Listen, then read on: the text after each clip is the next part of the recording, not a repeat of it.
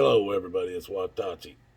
I keep promising or keep telling you I'm going to tell you the sunburn story in Mexico. I moved when I first moved to Florida or Arizona. I moved from Florida to Arizona, West Palm Beach, Florida, which was that's not the southern tip, but it's the southern half of Florida anyway. And when I was in Florida, I spent so much time on the beach. We used to boogie board. I couldn't stand up on a surfboard. People, hell, I had a hard enough time trying to just sit on the damn thing. My balance, I guess, I don't know how people stood up on them, but I could ride. I'd take a boogie board. I'd ride that sucker just as good as they rode them damn surfboards, or just as fast anyway. And but I spent a lot of time on the beach and deep sea fishing and shit down in Florida. And I was dark, man. I'm dark. I don't know if you guys can see this, but this is just my farmer tan from being around here. But when I was in Florida and Arizona, I was dark like that all over, especially Arizona. But and I think it was about 1985 or 86, if I'm remembering right, was when I moved to Arizona. Uh, that's another story. But getting there. Anyway, I ain't got time for that. But anyway, I got myself to Arizona and started meeting people and stuff, and got to running around with these guys that they owned.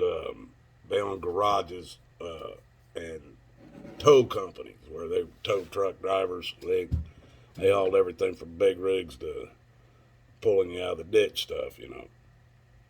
But they had money, and these guys talked me into going down to Cholla Bay, Rocky Point area for a deep sea fishing derby. They had a derby down there every Memorial weekend. It was a 2 week fishing derby, and this guy I know he'd been going down there for years, and he owned 2 cabins. He had two or three big boats down there. He was so well known that he even this little town of Cholla Bay, he brought him down a fire truck that he bought at an auction and fixed it up, made it work and everything. We went down there with him when he took it down to and gave it to him. But anyway, they talked me into going down there for this derby. We were going to be down there for 5 days of the derby, the last 5 days, and I was like, cool, let's do it, man.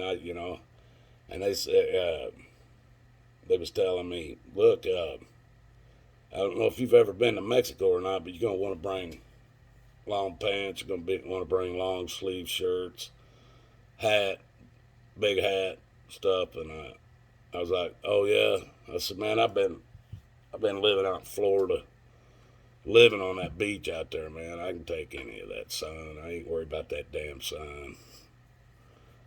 And I didn't like to wear hats back then when I was younger. So I wouldn't wear a damn hat.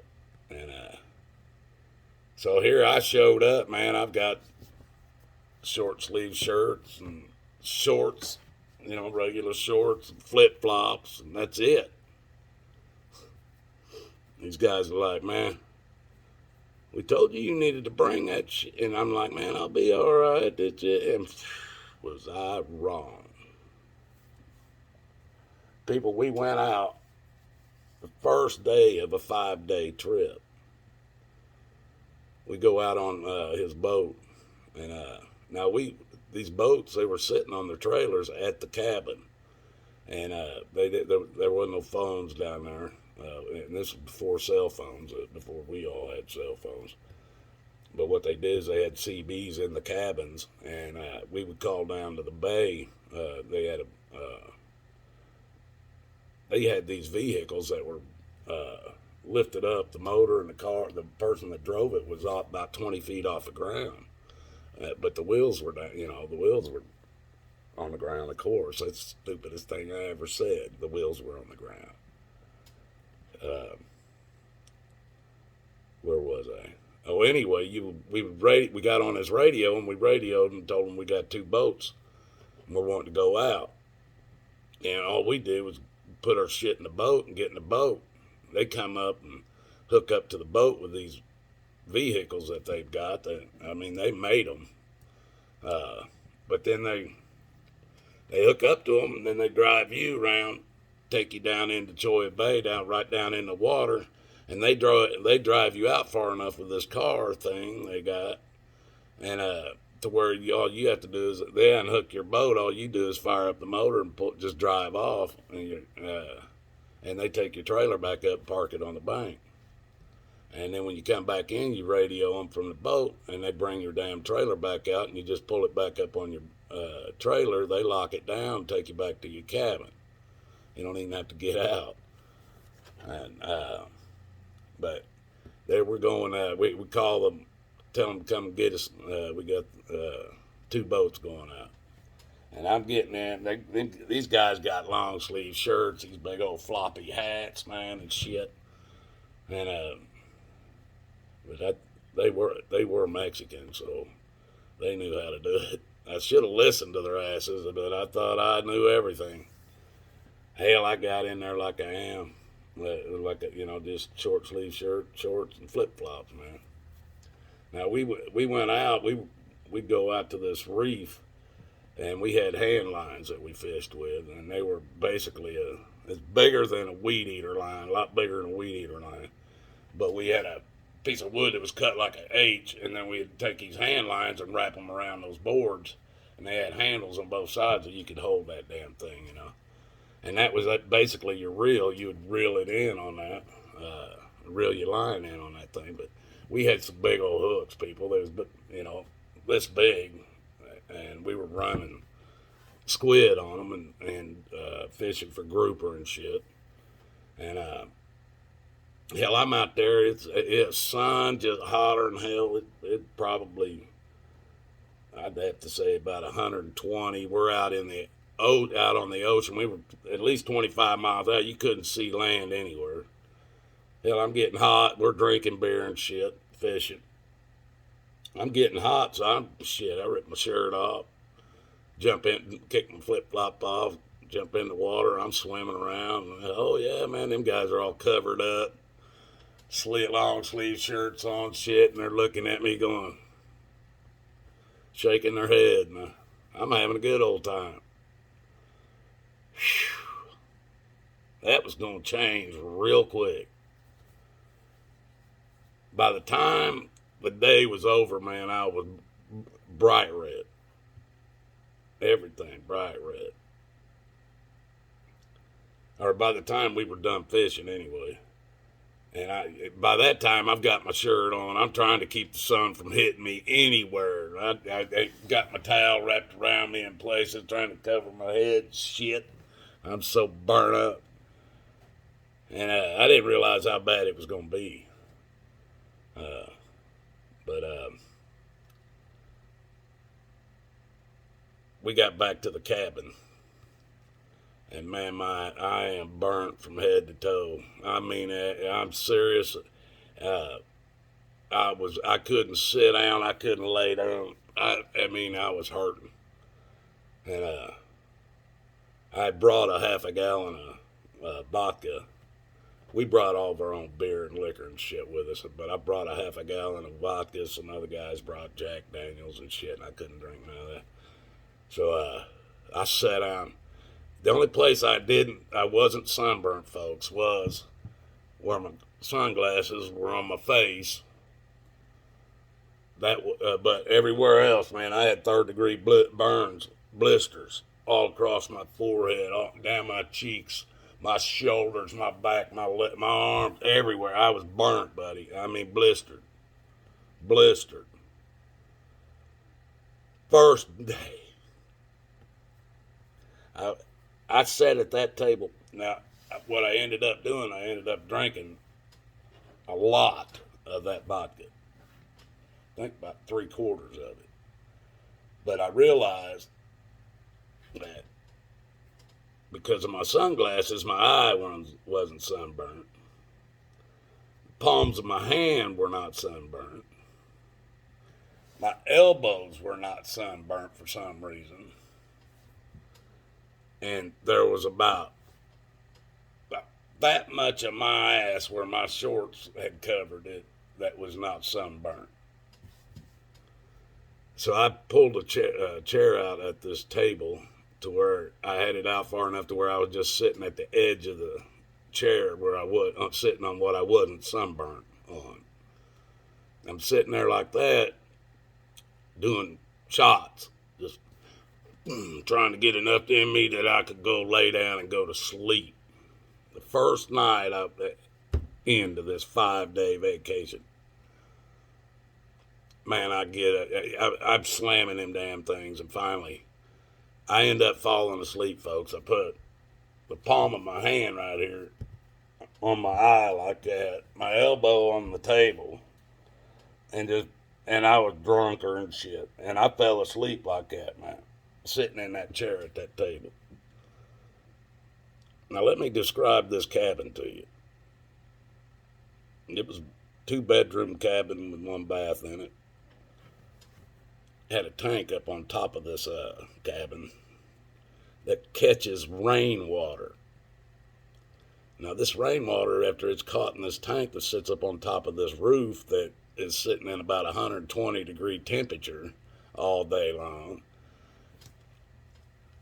it uses basically what you guys call gravity to pull it through the pipes.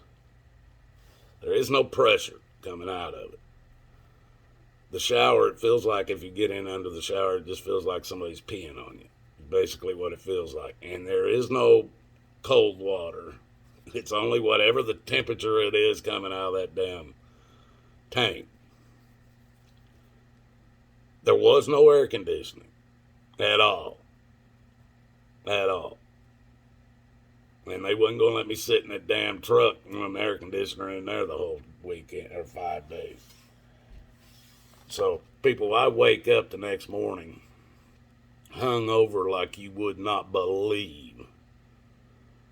And I'm still sitting at this table like this, and I'm waking up going, and I pull my hand off my eye it's so dried out from my hand absorbing all the water and shit out of my eye all night. It sucked so my eye was just all fucked up. Hungover, remember. And I touched my head and I just feel the blisters all across. And that's when I realized how bad I was blistered. And I got up and I walked in, looked into the mirror, and I'm looking at my arms, my back, and my eyes blistered head to toe, man. I look at these guys, man, they're getting ready to load up and go back out. I'm like, man, I gotta go home, man. I gotta go home. Look at me. Look, I could die. These guys looked at me and said, man, we told you to bring this shit. You didn't bring it. Well, you're not fucking up our vacation. So lay your ass down, deal with it.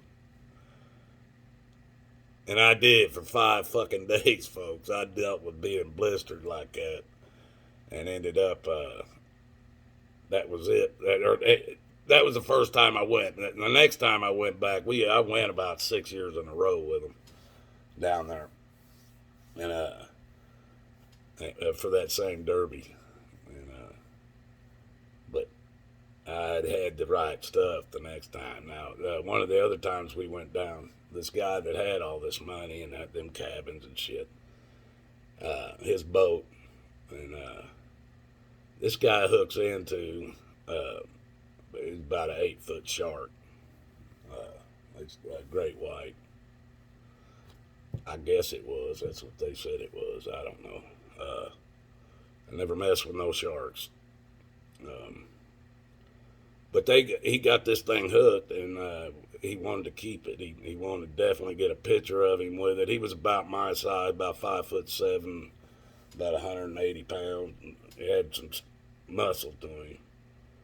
And he wanted to get a picture of himself with it. Plus, he wanted to eat it. He said them guys were saying that the shark meat was good meat. And he got this damn hook, or he got this damn shark hook, and he dragged it. We got it all the way up next to the boat, and we had a slam stick, or he had one, and you'd slam it in the side of one of these fish, and it would shoot a 22 shell into the fucking fish. Now, he gets it up there, he gets that shark up there, and he starts smacking him with that thing in the head. He's trying to kill that shark. He wants to get it out of the water. Well, they're smacking it with that thing, and he had a big old gaff hook. He starts gaffing that sucker with just big holes, putting a big chunk of it, stabbing the shit out of him. And we start dragging his ass and shit, and we drug him around for a long time. And they finally, he's going, man, we got to get him in the boat. Get him in the boat and then go back to the bank. And I'm like, man, let's just drag him the fuck out. Let's just leave him out there, drag him all the way back in, and let them deal with him in the bay and see if he's still alive. Because they'll take him and cut him up and feed him to us, you wouldn't even have to touch it. And he's like, no, man, we need to get him in the boat. What if the line breaks or whatever, it doesn't hold him, and I lose him? I'm like, man, he ain't dead. Them sharks are hard to kill. And I keep telling him, man, and he's still smacking it with that, shooting 22s into it and shit. And that thing ain't moving, man. It's dead. It's dead. Well, this fucking boat, you could only be in about 2/3 of it. The whole front part of it, you couldn't be in. It was covered. It had a covered hull on it. And, so these guys decide the damn shark's coming in the boat with us. I'm standing up by the hull. They drag that damn thing into the boat. This thing starts jerking his tail's fly. He's mouth open. He ain't dead, just like I told him. By this time, this guy's grabbed the damn bang stick again, and he starts smacking this damn shark with this bang stick. The other guy cutting him and gaffing him and shit right in the butt. Well, I noticed that there's little holes starting to show up in the bottom of the boat where these bullets are going clear through the damn, because he's not hitting it solid in the middle anywhere. He's hitting it off side, and these bullets are going through the bottom of the boat. By this time, I'm standing up on the windshield, folks. I ain't shitting you. There wasn't nowhere else to get, and I couldn't stand on the way the hull was. I couldn't actually stand on the hull, but I had a hold of the top of the damn windshield, and my feet on the other side, standing up on that windshield, get away from that damn shark. I figured if he got done eating, he wouldn't need to eat me. I'll help him get out of the boat. He eats the rest of it. I think we could have come up with a deal, I'm sure. But they finally got this thing killed inside the boat. And we take it all the way back. And this guy stands up. He gets this thing by the gills. And he has to hold it up like this. And he's got it by the gills. And he's not really holding all of the weight. Some of it's being held behind him. But it comes down and around his back, and the tail comes around out in front of him, and he gets this picture of him with this shark he caught, and then they come over and take that damn shark, man.